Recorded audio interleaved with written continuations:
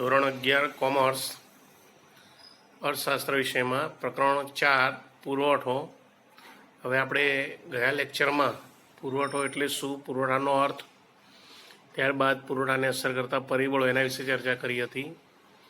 હવે આજે એક નવા પ્રશ્નની ચર્ચા કરીશું કે પુરવઠા વિધેય એટલે શું.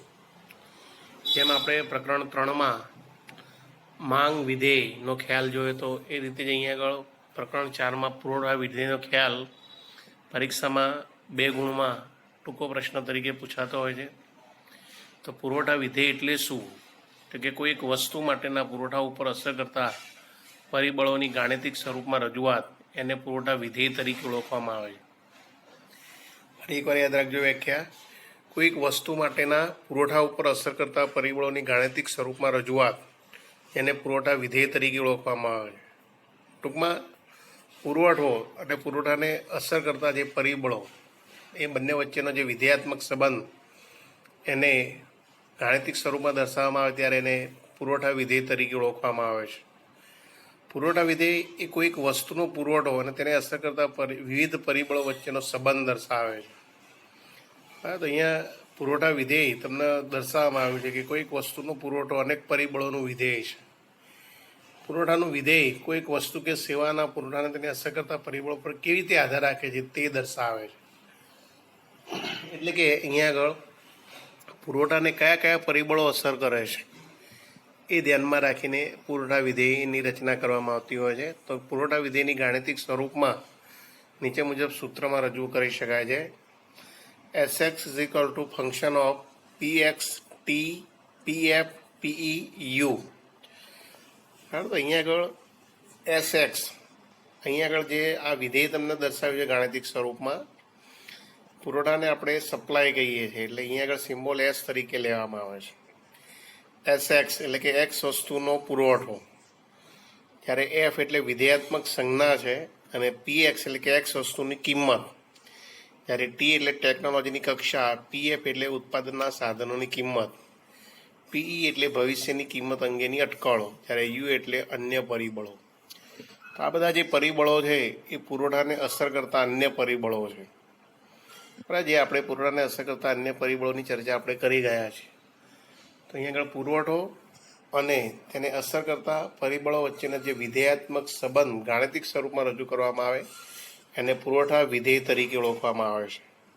તો યાદ રાખજો ફરી એકવાર કે પુરવઠા વિધેય કોને કહેવાય, તો કે કોઈ એક વસ્તુ માટેના પુરવઠા ઉપર અસર કરતા પરિબળોની ગાણિતિક સ્વરૂપમાં રજૂઆત જેને પુરવઠા વિધેય તરીકે ઓળખવામાં આવે છે. પુરવઠા વિધેય એ કોઈક વસ્તુનો પુરવઠો અને તેને અસર કરતા વિવિધ પરિબળો વચ્ચેનો સંબંધ દર્શાવે છે. આ પુરવઠા વિધેયને ગાણિતિક સ્વરૂપમાં નીચે મુજબ સૂત્રમાં દર્શાવાય.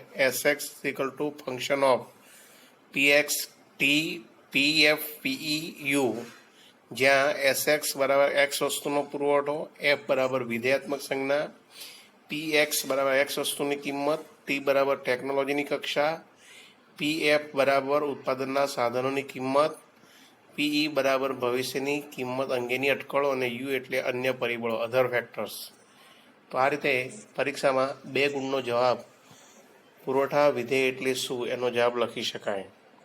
હવે આપણે સૌથી મહત્ત્વનો પ્રશ્ન જે પરીક્ષામાં 5 ગુણમાં પૂછાતો જ હોય છે, પુરવઠાનો નિયમ, એના વિશે ચર્ચા કરીશું. પુરવઠાનો નિયમ, અહીંયા આગળ અર્થશાસ્ત્રમાં આ 2 એક નિયમ મહત્ત્વના છે. જેમાં આપણે ત્રીજા પ્રકરણમાં જોઈએ તો માંગનો નિયમ, એ જ રીતે આ પ્રકરણમાં પણ પુરવઠાનો નિયમ મહત્ત્વનો છે.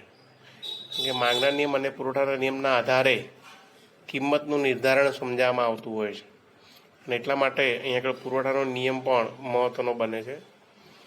તો અહીંયા આગળ પુરવઠાનો નિયમ તો આપણે કઈ રીતે લખીશું, તો સૌથી પહેલાં તમારે અહીંયા આગળ પ્રસ્તાવના તરીકે લખવું પડે કે ભાઈ પુરવઠાનો નિયમ પ્રોફેસર આલ્ફ્રેડ માર્શલે તેમના જાણીતા પુસ્તક ધ પ્રિન્સિપલ્સ ઓફ ઇકોનોમિક્સમાં રજૂ કર્યો છે.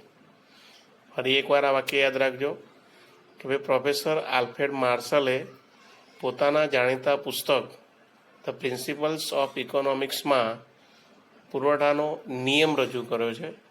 આ પુરવઠાનો નિયમ એ શું છે, તો કે આ પુરવઠાનો નિયમ વસ્તુની કિંમત અને પુરવઠા વચ્ચેનો સંબંધ દર્શાવે છે. બરાબર, અહીંયા આગળ પુરવઠાનો નિયમ શું છે એટલે આપણે હવે નિયમ લખવો પડે. તો નિયમમાં તમારે લખવું પડે કે જો અન્ય પરિબળો, નિયમ કરીને પછી આખો આ પોઈન્ટ લખવો પડે. નિયમ કે જો અન્ય પરિબળો યથાવત રહે તો ચોક્કસ સમયગાળા દરમિયાન વસ્તુની કિંમતમાં વધારો થતાં પુરવઠાનું વિસ્તરણ થાય છે અને વસ્તુની કિંમતમાં ઘટાડો થતાં પુરવઠાનું સંકોચન થાય છે. આમ વસ્તુની કિંમત અને પુરવઠા વચ્ચે ધન એટલે કે સીધો સંબંધ છે, જેને અર્થશાસ્ત્રમાં પુરવઠાના નિયમ તરીકે ઓળખવામાં આવે છે. તો આ નિયમ છે. જેમાં આપણે માંગનો નિયમ જોયો હતો કે જો અન્ય પરિબળો યથાવત રહે તો ચોક્કસ સમયગાળા દરમિયાન વસ્તુની કિંમત વધે તો માંગ ઘટે છે અને વસ્તુની કિંમત ઘટે તો માંગ વધે છે. આમ વસ્તુની કિંમત અને માંગ વચ્ચે કેવો સંબંધ છે? વ્યસ્ત સંબંધ. એ રીતે અહીંયા આગળ પુરવઠાનો જે આ નિયમ છે સીધો સંબંધ દર્શાવે છે.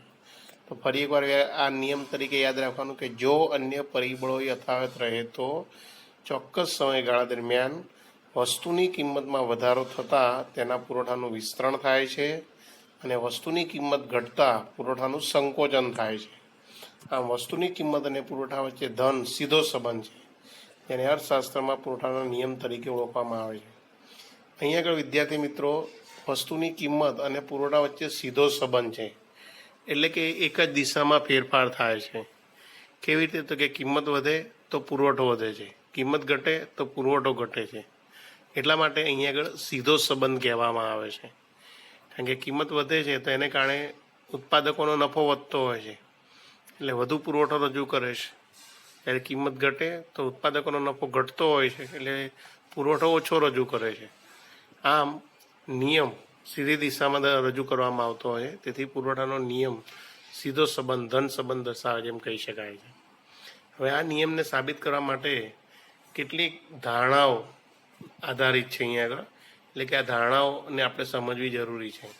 તો પુરવઠાના જે અસર કરતા વિવિધ પરિબળો, એટલે કે જેમાં કિંમત સિવાયના જે અન્ય પરિબળો છે એ અન્ય પરિબળોને અહીંયા આગળ સ્થિર ધારી લઈને આ પુરવઠાનો નિયમ સાબિત કરવામાં આવે છે. તો અહીંયા આગળ પુરવઠા નિયમને જે અસર કરતા જે અન્ય પરિબળો છે એ પુરવઠાના નિયમની શું બનશે? અહીંયા આગળ ધારણાઓ બનશે. તો અહીંયા આગળ પુરવઠાના નિયમને સાબિત કરતા પહેલાં કેટલીક બાબતોને સ્થિર ધારી લેવામાં આવે છે, જેને ધારણાઓ તરીકે ઓળખવામાં આવે છે. તો સૌથી પહેલાં એક કે ઉત્પાદનના સાધનોની કિંમતમાં વધઘટ થતી નથી. બીજા શબ્દોમાં કહીએ તો કે ઉત્પાદનના સાધનોની કિંમત સ્થિર રહે છે. એનો અર્થ એમ કે આપણે જે આ નિયમ સાબિત કરીએ છીએ એ દરમિયાન અહીં આગળ ઉત્પાદનના સાધનોની કિંમતમાં કોઈ ફેરફાર થતો નથી અને કિંમતો સ્થિર રહેતી હોય છે. બીજો મુદ્દો છે ઉત્પાદન પદ્ધતિમાં ફેરફાર થતો નથી, એટલે કે ટેકનોલોજીની કક્ષા સ્થિર રહે છે. અહીંયા પણ એવું કહી શકાય છે કે ભાઈ આપણે આ પુરવઠાનો નિયમ સાબિત કરીએ દરમિયાન કોઈપણ પ્રકારની ટેકનોલોજીમાં પરિવર્તન આવતું નથી, ટેકનોલોજી જે છે એ સ્થિર રહે છે. બીજું કે અન્ય વસ્તુના ભાવ પણ સ્થિર રહે છે, એટલે કે તેમાં કોઈ ફેરફાર થતો નથી. અહીંયા આગળ પુરવઠાનો નિયમ સાબિત કરવા માટે આપણે કોઈ વસ્તુ લીધી છે, એ વસ્તુમાં કોઈ ફેરફાર થતો નથી, એની કિંમતમાં કોઈ ફેરફાર થતો નથી. તો આ રીતે વસ્તુના ભાવો સ્થિર રહે છે એવું ધારી લેવામાં આવે છે. બીજું કે આ નિયમ સાબિત કરીએ દરમિયાન ચોથી ધારણા છે કે ભાઈ બજારમાં ભવિષ્યની કિંમત અંગેની અટકળો સ્થિર હોય છે, એટલે કે ભવિષ્યમાં ભાવ વધશે કે ઘટશે એ કોઈ અટકળ કરવામાં આવતી નથી. આ ઉપરાંત અન્ય પરિબળો જેવા કે સરકારની નીતિ, વાહન વ્યવહારની સગવડ, કુદરતી પરિબળો, પેઢીઓની સંખ્યા વગેરે પરિબળો સ્થિર રહે છે. એટલે કે આ નિયમ સાબિત કરીએ દરમિયાન સરકારની નીતિમાં કોઈ પરિવર્તન આવતું નથી, વાહન વ્યવહારની સગવડ તો કે સ્થિર રહે છે, જે છે એમને એમ જ છે, કુદરતી પરિબળો કોઈ પરિવર્તન આવતું નથી, પેઢીઓની સંખ્યા તો બજારમાં સ્થિર છે, કોઈ નવી પેઢી આવતી નથી ને કોઈ જતી નથી. તો આ રીતે આ 5 ધારણાઓ એ પુરવઠાના નિયમની ધારણાઓ કહેવાય છે, તે બાબતો સ્થિર ધારી લેવામાં આવે છે. તો ફરી એકવાર પુરવઠાના નિયમની 5 ધારણાઓ છે. ઉત્પાદનના સાધનોની કિંમતમાં વધઘટ થતી નથી. 2 ઉત્પાદન પદ્ધતિમાં ફેરફાર થતો નથી, એટલે કે ટેકનોલોજીની કક્ષા સ્થિર રહે છે. 3 અન્ય વસ્તુના ભાવ પણ સ્થિર રહે છે, એટલે કે કોઈ કિંમતમાં કોઈ ફેરફાર થતો નથી. ભવિષ્યમાં કિંમતો અંગેની અટકળો કરવામાં આવતી નથી. અન્ય પરિબળો જેવા કે સરકારની નીતિ, વાહન વ્યવહાર ખર્ચ, સગવડો, કુદરતી પરિબળો, પેઢીઓની સંખ્યા વગેરે સ્થિર રહે છે. તો આ ધારણાઓ ધારી લેવામાં આવે છે અને આ ધારણાઓને આધારે હવે અહીંયા આગળ પુરવઠાની અનુસૂચિ રજૂ કરવામાં આવે છે. જેમ આપણે માંગની અનુસૂચિ રજૂ કરી હતી એમ અહીંયા પુરવઠાની અનુસૂચિ એટલે કે આ નિયમને સાબિત કરવા માટે આંકડાકીય માહિતી અને કોષ્ટક, આંકડાકીય માહિતી કોષ્ટક અને ભૌમિતિક રીતે એની રજૂઆત કરવામાં આવતી હોય છે, તો નિયમ સરળતાથી સમજી શકાતો હોય છે.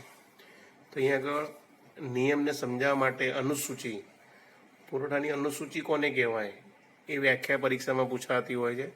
તો અહીંયા એક વાક્ય અંડરલાઈન કરજો દરેક વિદ્યાર્થી મિત્રો કે ભાઈ કોઈ એક ઉત્પાદક કે વેપારી કોઈ એક સમયે વસ્તુની જુદી જુદી કિંમતે વસ્તુનો કેટલો જથ્થો વેચવાની તૈયારી દર્શાવે છે તે દર્શાવતી યાદીને પુરવઠાની અનુસૂચિ કહેવામાં આવે છે. તો એક આ વ્યાખ્યા અંડરલાઈન કરજો કે ભાઈ કોઈ એક ઉત્પાદક કે વેપારી કોઈ એક સમયે જુદી જુદી કિંમતે વસ્તુનો કેટલો જથ્થો વેચવાની તૈયારી દર્શાવે છે તે દર્શાવતી યાદીને પુરવઠાની અનુસૂચિ કહેવામાં આવે છે.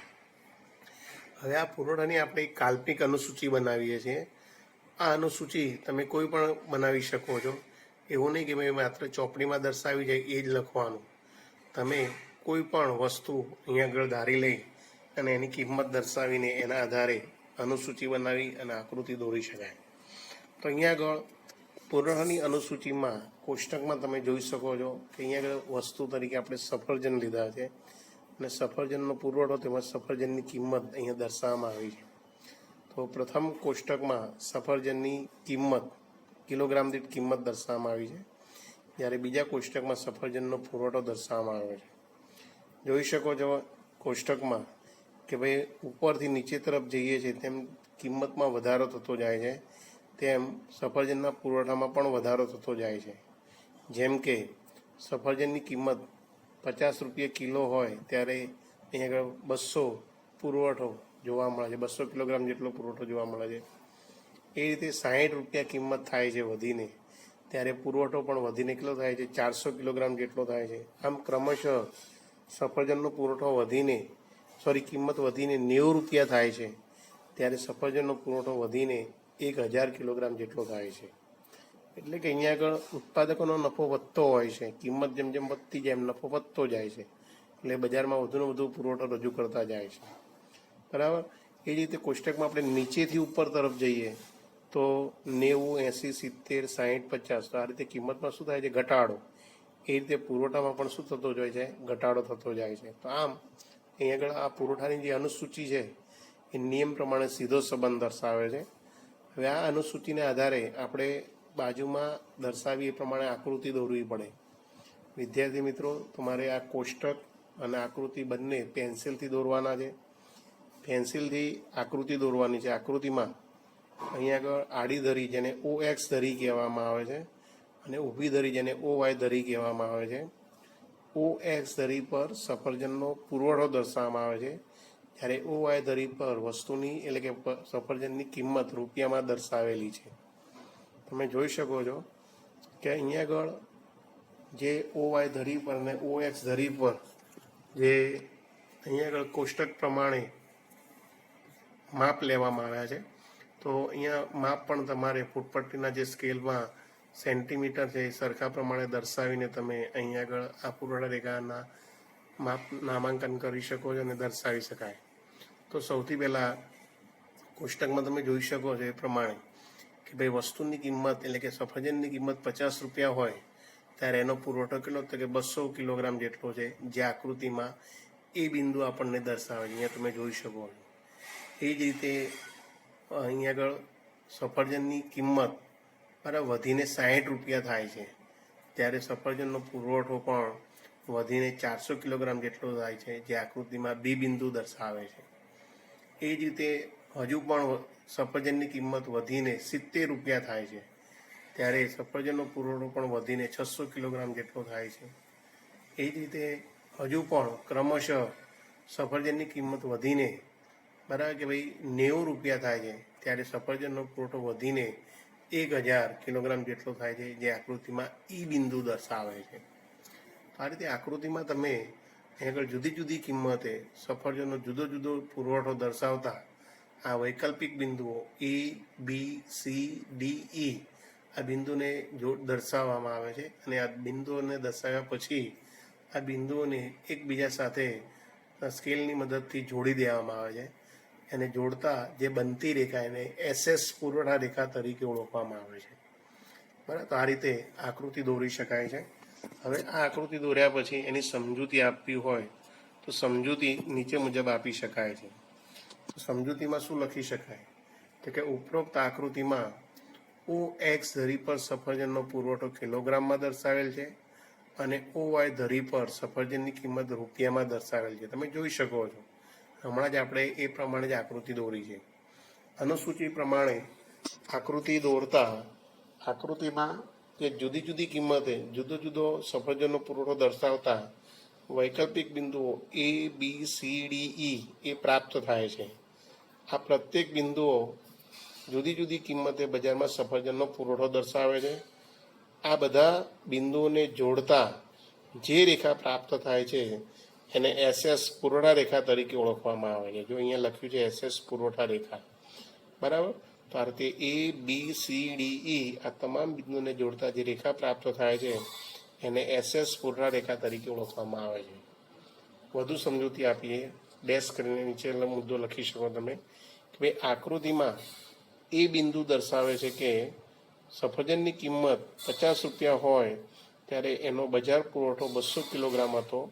હવે સફરજનની કિંમત વધીને 60 રૂપિયા થાય ત્યારે સફરજનનો પુરવઠો વધીને 400 કિલોગ્રામ જેટલો થાય છે, જે આકૃતિમાં બી બિંદુ દર્શાવે છે. એ જ રીતે સફરજનની કિંમત પર કે 60 રૂપિયાથી વધીને 70 રૂપિયા થાય ત્યારે સફરજનનો પુરવઠો પણ વધીને 400 કિલોગ્રામથી વધીને 600 કિલોગ્રામ થાય છે, જે આકૃતિમાં સી બિંદુ દર્શાવે છે.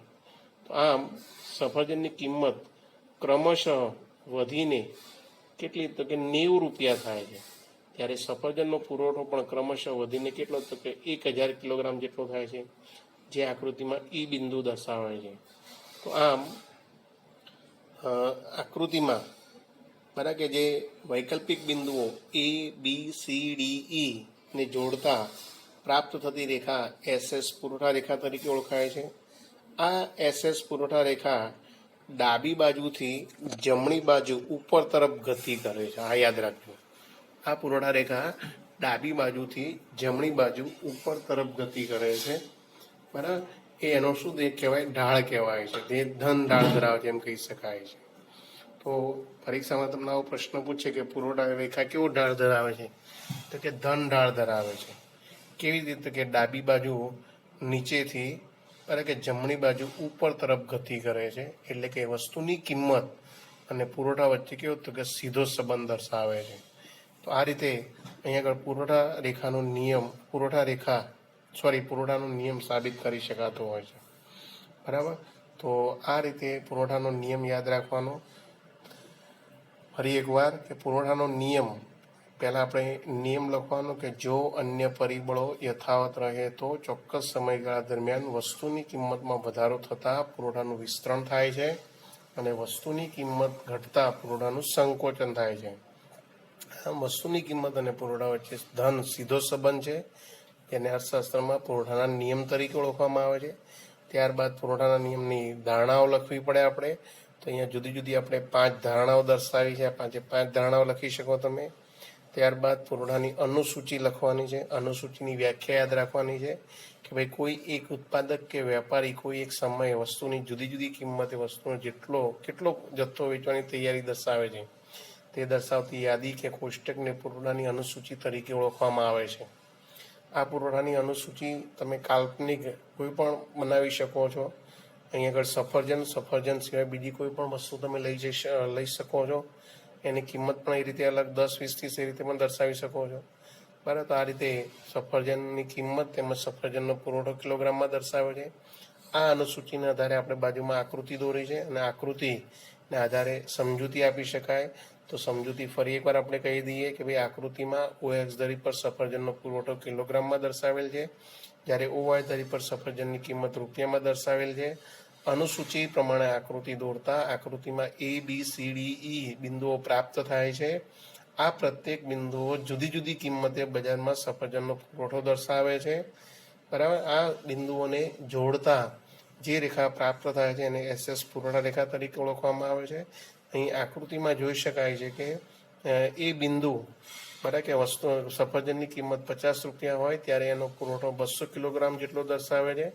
હવે સફરજનની કિંમત 50 રૂપિયાથી વધીને 60 રૂપિયા થાય ત્યારે સફરજનનો પુરવઠો પણ વધીને 400 કિલોગ્રામ જેટલો થાય છે, જે આકૃતિમાં બી બિંદુ દર્શાવે છે. આમ સફરજનની કિંમત ક્રમશઃ વધીને 90 રૂપિયા થાય ત્યારે સફરજનનો પુરવઠો પણ વધીને 1000 કિલોગ્રામ જેટલો થાય, જે આકૃતિમાં ઈ બિંદુ દર્શાવે છે. આમ એ બી સી ડી ઈ આ તમામ બિંદુને જોડતા જે રેખા પ્રાપ્ત થાય છે પુરવઠા રેખા કહેવાય છે. આ પુરવઠા રેખા ડાબી બાજુ નીચેથી જમણી બાજુ ઉપર તરફ ગતિ કરે છે.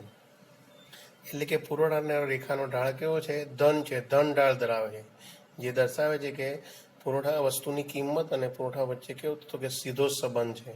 તો આ રીતે પુરવઠાનો નિયમ આંકડાકીય અનુસૂચિ અને ભૌમિતિક આકૃતિ દ્વારા રજૂ કરી શકાય છે.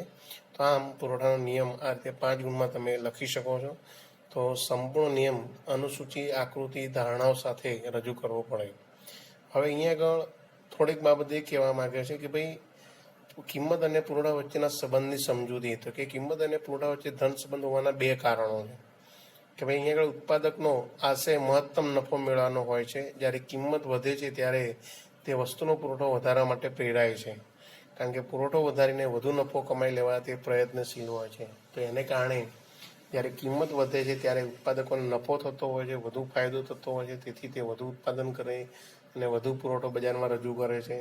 એ જ રીતે વસ્તુની કિંમત વધવાને કારણે અહીંયા આગળ ઉત્પાદકને નફાની શક્યતા વધે છે. પરિણામે બજારમાં નવા ઉત્પાદકો પ્રવેશતા વસ્તુનો કુલ પુરવઠો પણ વધે છે. એટલે આ 2 કારણોસર વધે છે. એક શું કે ભાઈ કિંમતો વધે છે, ઉત્પાદકોનો નફો વધતો હોય છે, એટલે વધુ નફો મેળવવા માટે લોકો વધુ ઉત્પાદન કરે છે, તેથી પુરવઠો વધે છે. અને બીજું કારણ એ કે ભાઈ અહીંયા આગળ કિંમતમાં વધારો થવાથી નફાની શક્યતા વધતી હોવાથી વધુ ઉત્પાદકો બજારમાં આવે છે, અને જેમ ઉત્પાદકોની સંખ્યા વધે છે એમ બજારમાં વસ્તુનો પુરવઠો પણ વધે છે. તો આ રીતે કિંમત અને પુરવઠા વચ્ચેના સંબંધની સમજૂતી આ 2 કારણોસર આપી શકાય છે. હવે આના પછીનો આગળનો મુદ્દો છે પુરવઠામાં પરિવર્તન. પુરવઠામાં પરિવર્તન 2 પ્રકારે આવતું હોય છે: કિંમતને કારણે પરિવર્તન અને બીજું કિંમત સિવાયના અન્ય પરિબળોને કારણે પરિવર્તન, કે જેને અહીંયા આગળ પુરવઠામાં વિસ્તરણ સંકોચન અને પુરવઠાનો વધારો ઘટાડો કહેવામાં આવે છે. આ બાબતની ચર્ચા હવે આપણે નેક્સ્ટ લેક્ચરમાં કરીશું. ઓકે, આ પ્રશ્નનો આખો જે જવાબ છે લખી અને મોઢે કરી જવો, તૈયાર કરી જવો.